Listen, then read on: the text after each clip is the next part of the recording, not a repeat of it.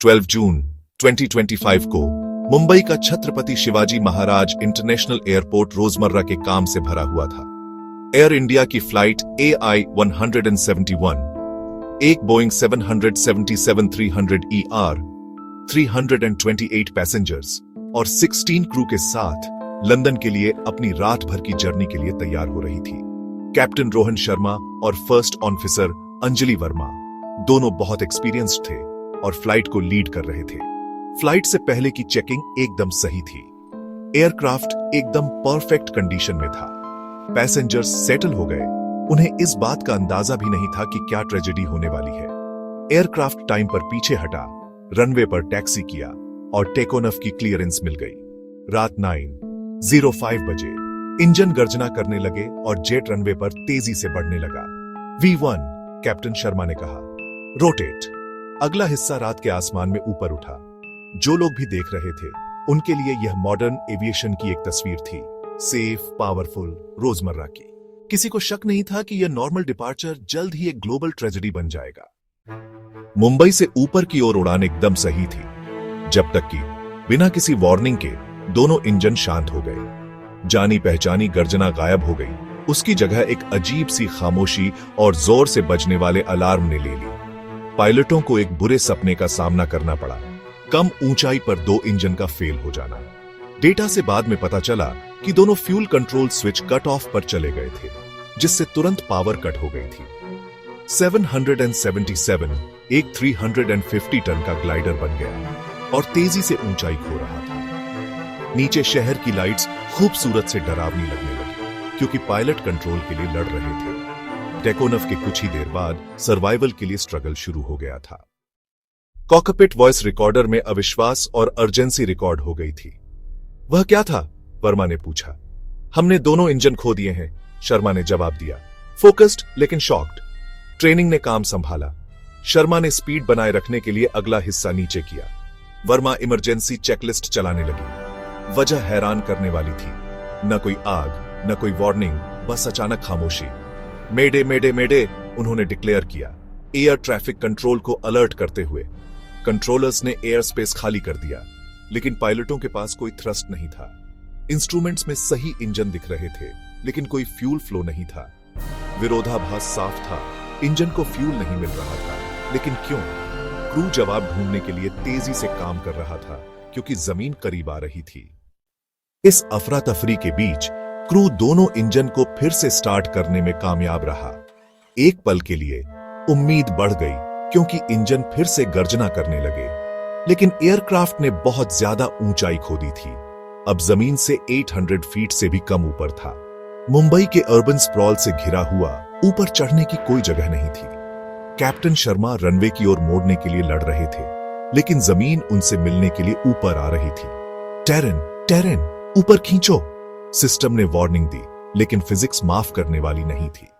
Take off के 4 minute बाद AI-171 एक पहाड़ी से टकरा गया, जिससे एक बड़ा आग का गोला बन गया। कोई भी नहीं बचा। इंजन का कुछ देर के लिए फिर से स्टार्ट होना 344 लोगों के लिए ट्रेजेडी को और गहरा कर गया। इस क्रैश से भारत में सदमा फैल गया, दुनिया में भी सदमा फैल गया। 344 विक्टिम्स को श्रद्धांजलि दी गई। हर कहानी नुकसान की याद दिला रही थी। जांच तुरंत शुरू हुई, जिसमें ग्लोबल एक्सपर्ट्स शामिल थे। डेटा से पता चला कि engine fuel cut off switch से बंद हुए थे, जिससे मिस्ट्री और गहरी हो गई। कुछ महीनों बाद ऑफिशियल रिपोर्ट ने सीक्वेंस को कंफर्म किया, लेकिन यह नहीं बताया कि स्विच क्यों चले गए थे। जवाबों की कमी से परिवार गुस्से में थे और अटकलें लगने लगी। क्रिटिक्स ने अथॉरिटीज पर कवर अप का आरोप लगाया और जवाबदेही की मांग की। समाधान के बजाय रिपोर्ट ने सच की बेताब तलाश शुरू कर दी। बोइंग 777 के फ्यूल कट ऑफ स्विच मजबूत गार्ड्स से प्रोटेक्टेड होते हैं, जिससे एक्सीडेंटल एक्टिवेशन लगभग इम्पॉसिबल हो जाता है। दोनों का एक साथ चलना चांस और ट्रेनिंग को नकारता है। क्या पायलट से कोई गलती हो सकती थी? मुश्किल है। हर स्विच के लिए एक जानबूझकर अलग एक्शन की जरूरत होती है। जानबूझकर किया गया एक्शन पायलट की आत्महत्या या सैबोटाज की जांच की गई, लेकिन दोनों पायलट स्टेबल थे और इंटेंट का कोई सबूत नहीं मिला। कॉकपिट में तीसरे व्यक्ति की थ्योरी को खारिज कर दिया गया। वॉइस रिकॉर्डर में केवल 2 पायलट ही सुनाई दिए। जांच एक डेड एंड पर पहुंच गई। एक्सीडेंट इम्पॉसिबल लग रहा था। जानबूझकर किया गया एक्शन अकल्पनीय। डेटा ने दिखाया कि क्या हुआ, लेकिन कैसे या क्यों नहीं। स्विच के मैकेनिक्स ने इन्वेस्टिगेटर्स को हैरान कर दिया। सेंट्रल मिस्ट्री अनसुलझी रही। AI-171 डिजास्टर बोइंग पर बढ़ते अविश्वास के बीच हुआ।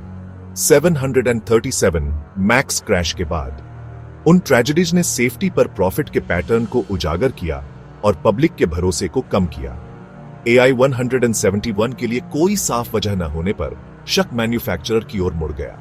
क्या कोई हिडन सॉफ्टवेयर या इलेक्ट्रिकल खराबी ने मैनुअल स्विच एक्टिवेशन की नकल की होगी? एक्सपर्ट्स और व्हिस्ल ब्लोअर्स ने सवाल किया कि क्या बोइंग या एयरलाइंस ने वार्निंग को इग्नोर किया या अपडेट्स को टाला। बोइंग और एयर इंडिया की खामोशी ने शक को और बढ़ा दिया। यह ट्रेजेडी एविएशन सेफ्टी में भरोसे को और कम करने का रिस्क ले सकती है। परिवार सोच रहे थे कि क्या उनके प्रियजनों की मौत सालों पहले लिए गए कॉर्पोरेट डिसीजन की वजह से हुई। एक्सीडेंट और जानबूझकर किए गए एक्शन दोनों के मुश्किल होने पर ध्यान एयरक्राफ्ट के सिस्टम पर चला गया। क्या कोई कॉम्प्लेक्स इलेक्ट्रिकल या सॉफ्टवेयर फेलियर ने शटडाउन को ट्रिगर किया होगा?